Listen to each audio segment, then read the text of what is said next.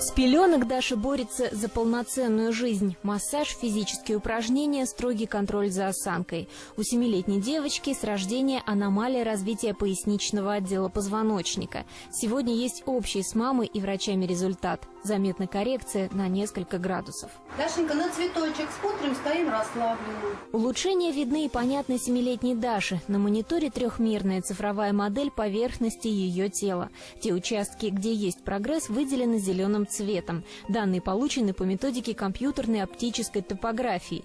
Принцип ее действия аналогичен по типу топографического. Создается своего рода карта рельефа туловища на основе съемочных работ. Лучи проецируются на тело, преломляются в соответствии с его рельефами, а специальное устройство, то есть камера, рисунок и переводит его в цифровой сигнал, после чего данные обрабатываются. Это компьютерный топограф, который с помощью светового луча дает понятие трехмерности нашего тела в пространстве и позволяет заглянуть, что называется, внутрь со всех сторон на любую деформацию позвоночника. Не только в прямой проекции, но и в боковой, и в горизонтальной, то есть вид сверху и сбоку под любым углом. Без рентгена и абсолютно безвредно. Это имеет ключевое значение, ведь так врач может контролировать результаты лечения неограниченное количество раз и с высочайшей точностью увидеть самые незначительные отклонения в нарушении осанки и асимметрии позвоночника.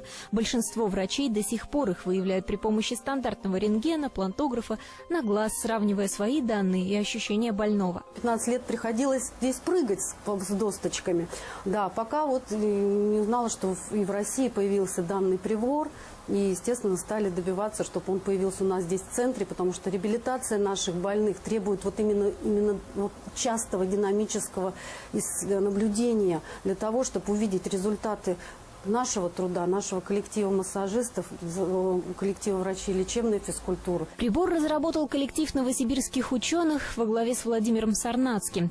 С помощью аппарата можно выявить не только нарушение осанки, скрученность позвоночника, определить перекос таза. В процессе диагностики сразу же подобрать нужную для коррекции толщину стельки и наглядно в режиме реального времени увидеть изменения.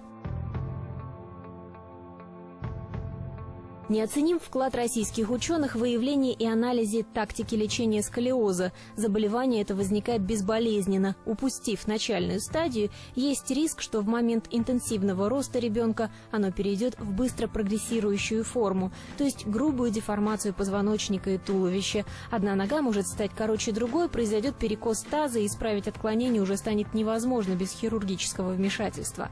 Эффективность лечения такой тяжелой патологии во многом зависит от своевременного начала и правильности выбранной тактики.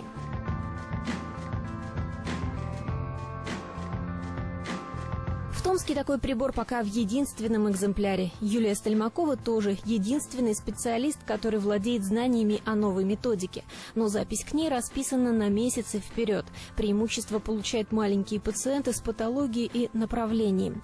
Между тем, в соседнем Новосибирске компьютерно-оптическая топография применяется с целью профилактики. Обследования носят массовый характер, и их проводят мобильные бригады в школах, переезжая из одной в другую. На то есть программа государственной поддержки. Это особенно важно, ведь часто заболевания позвоночника протекают бессимптомно.